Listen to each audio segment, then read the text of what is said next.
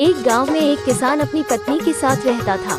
उनका एक छोटा सा खेत था जहां वे दिन भर परिश्रम किया करते थे, किंतु कठोर परिश्रम के उपरांत भी कृषि से प्राप्त आमदनी उनके जीवन यापन हेतु पर्याप्त नहीं थी और वे निर्धनता का जीवन व्यतीत करने हेतु विवश थे।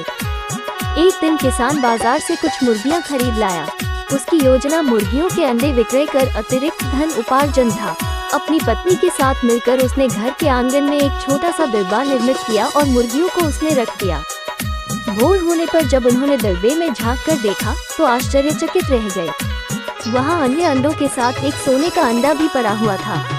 किसान उस सोने के अंडे को अच्छी कीमत पर जौहरी के पास बेच आया। अगले दिन फिर उन्होंने दरबे में सोने का अंडा पाया।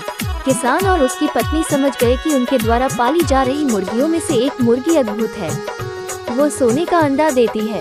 एक रात पहरेदारी कर वे सोने का अंडा देने वाली मुर्गी को पहचान गए।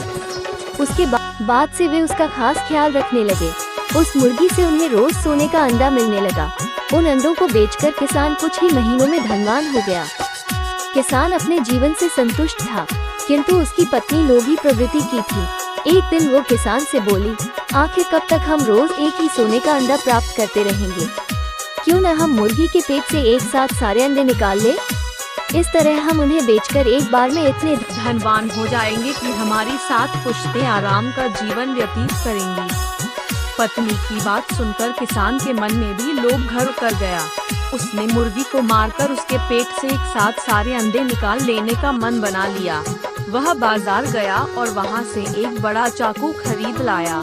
फिर रात में अपनी पत्नी के साथ वह मुर्गियों के दरबे में गया और सोने का अंडा देने वाली मुर्गी को पकड़कर उसका पेट चीर दिया। किंतु मुर्गी भीतर से सामान्य मुर्गियों की तरह ही थी। उसके पेट में सोने के अंडे नहीं थे। किसान और उसकी पत्नी अपनी गलती पर पछताने लगे। हम लोगों को इस कहानी से सीख मिलती है कि लालच बुरी बला